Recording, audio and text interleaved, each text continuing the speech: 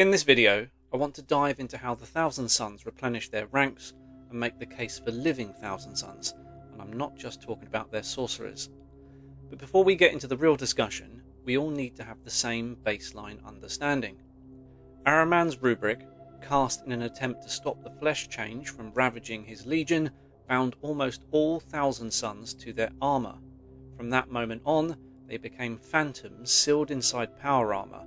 Marine, Terminator and Dreadnought alike, they became a form of undeath.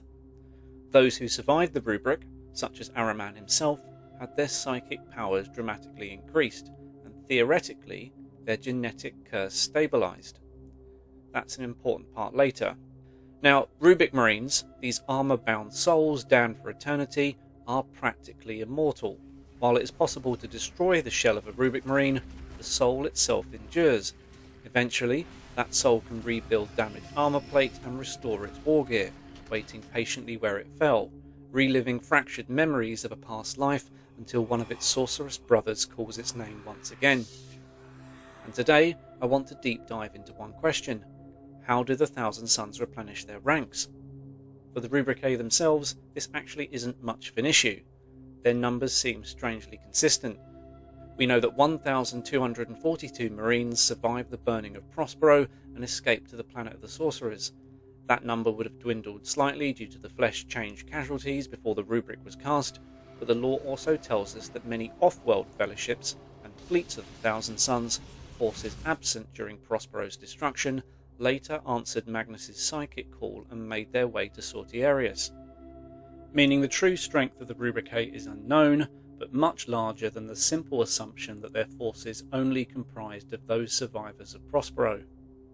Still, considering how heavily the Thousand Sons rely on auxiliaries like automatons, Zangor, and despite what modern tabletop rules suggest, cultists, it's clear they do not possess the sheer legion-scale manpower of the other traitor legions. And honestly, that tracks. Even before their fall, the Thousand Sons struggled with recruitment and numbers because of the flesh change. What's interesting, though, is that surviving Thousand Sons sorcerers clearly fill the loss of every Rubric Marine.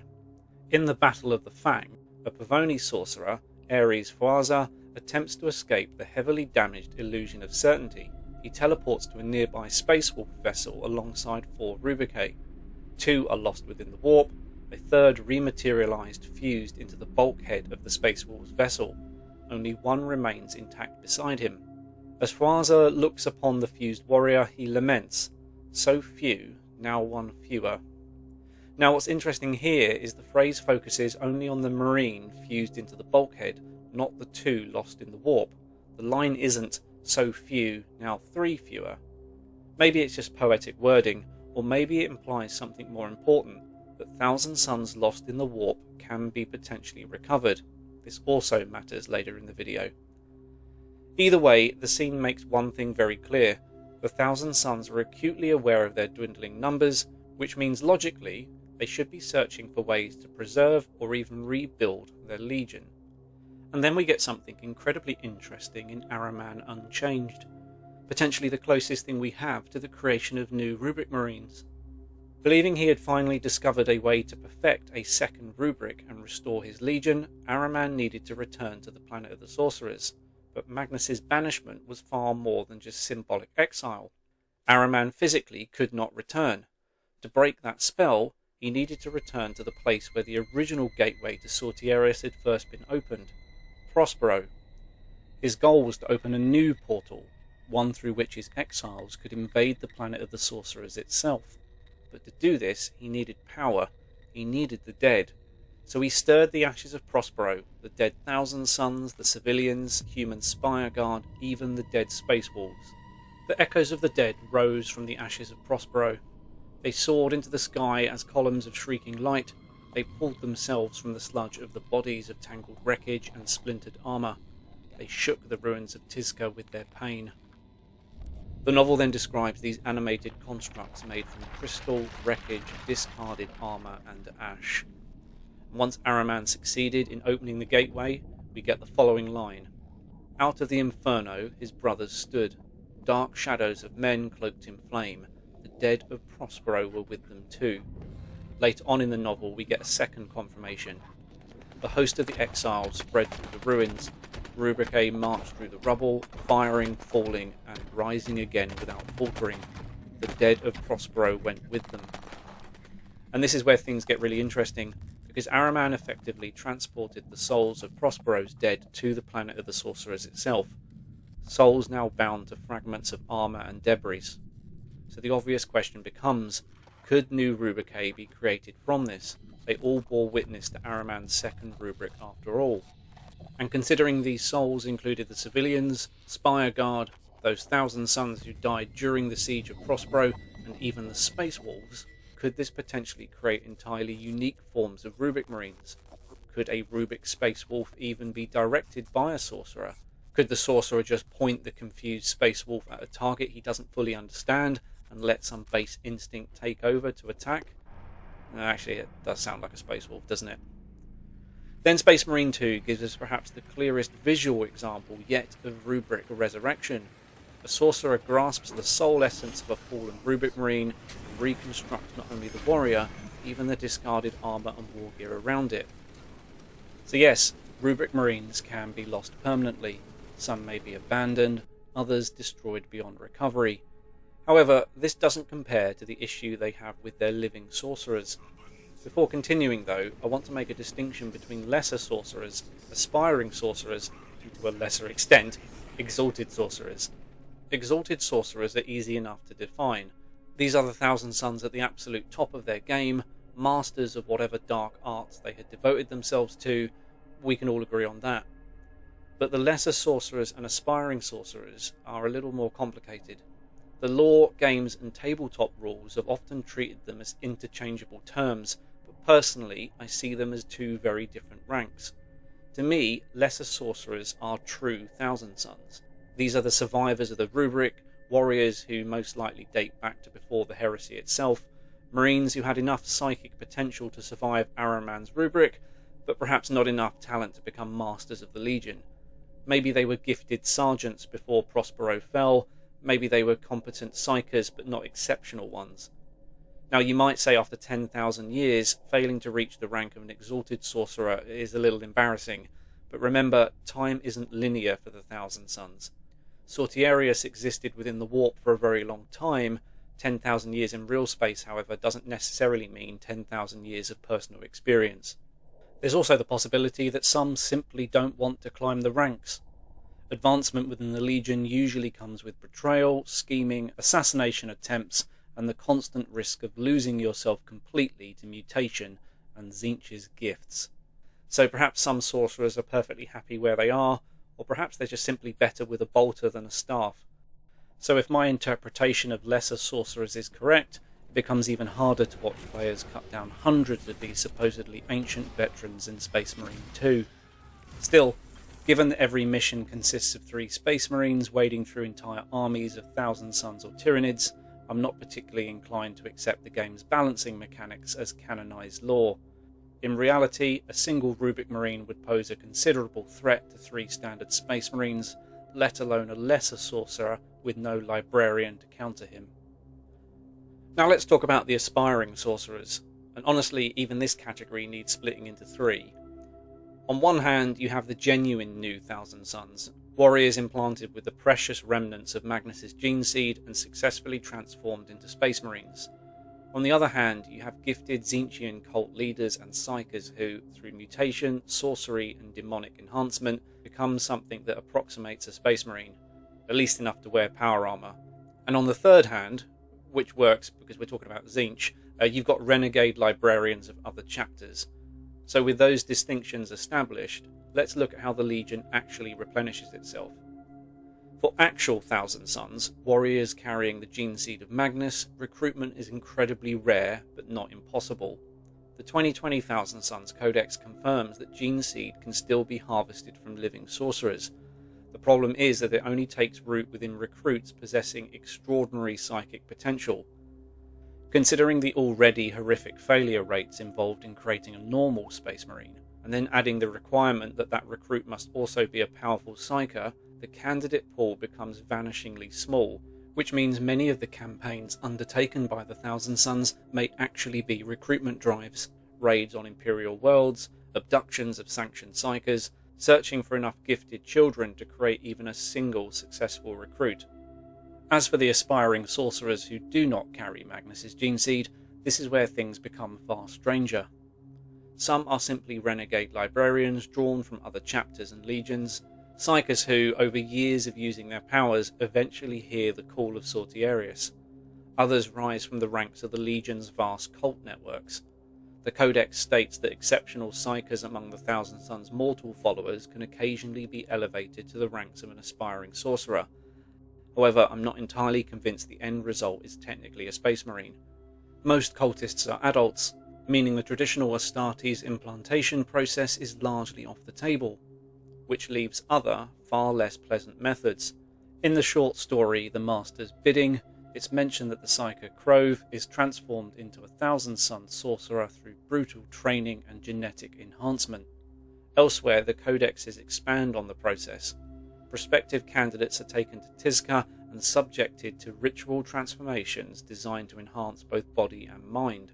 Most are driven insane. Others are torn apart by warp energy. Some suffer agonizing deaths as their bodies reject the enhancements. But those few who survive emerge reborn as witch warriors of the Thousand Sons. Perhaps some Astartes organs are implanted, perhaps not. Personally, I'd wager more than a few of these warriors are heavily mutated human psykers wearing power armor, rather than true genetic descendants of Magnus. Replacing an exalted sorcerer is harder still. If creating a lesser sorcerer is already an extraordinarily difficult undertaking, and creating an aspiring sorcerer carries a horrific mortality rate, then producing a new exalted sorcerer requires centuries, perhaps millennia, of study and survival. At that point, it's easier to prevent them from dying in the first place, right? Which brings us to the Cult of Time. It's rumoured that one of the responsibilities of the Cult of Time is to retrospectively prevent the deaths of important sorcerers. Not merely resurrect them, prevent their death from ever happening, or defeat an enemy before the battle even begins. But meddling with time comes with risks. In the final Ahriman novel, he masters a Necron artifact known as the Key of Infinity, a machine capable of altering the flow of time itself. At one point, Ahriman even considers travelling back as far as the Horus Heresy, but he ultimately rejects the idea. The consequences become impossible to predict. Travel back too far, change the wrong event, and you might erase yourself from existence entirely. And this brings us to the real problem. Creating new, true Thousand Sons is difficult, painfully difficult, which means the Legion risks becoming the ship of Theseus, replacing its original sons with renegade librarians, elevated cultists, and mutated psykers. At what point are they Thousand Sons in name only? To avoid that fate, they need more gene seed, and I think the lore may have already provided an answer. During the war in the Labyrinth story, Yvraine confronted Ahriman deep within the webway. As the battle between the Thousand Sons and the Eldar unfolded, Ahriman suspended both himself and Yvraine outside of reality itself, holding their immaterial forms within the warp. Realizing she might have finally met an opponent she cannot defeat, Yvraine offered him something impossible: hope. Below them, a squad of Rubric Marines suddenly staggered backwards. They clutched their hearts and fell back, rallying around Ahriman before taking up the defensive stances of the Adeptus Astartes. Then came the voices. Azek, is that you, brother? Where are the Enethians? These are Eldar we face this day. In the name of Magnus, what is going on? Yvraine had reversed the rubric. These warriors were alive again, confused, disorientated, wearing unfamiliar power armor, yet undeniably alive. She then scattered them into the warp to distract and free herself from Ahriman.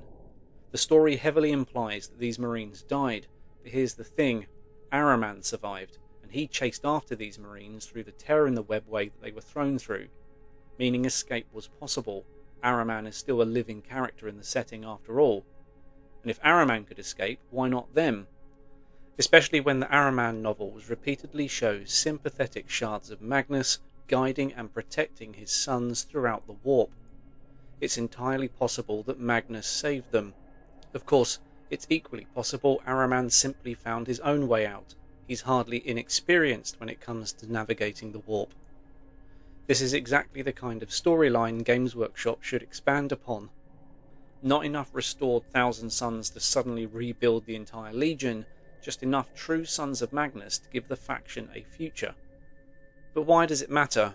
Well, because, for too long, the Thousand Sons Codexes have felt more like Magnus the Red and friends than an actual Space Marine army comprised of Thousand Sons.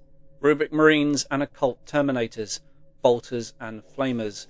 That's about all we get. The auxiliaries should absolutely exist.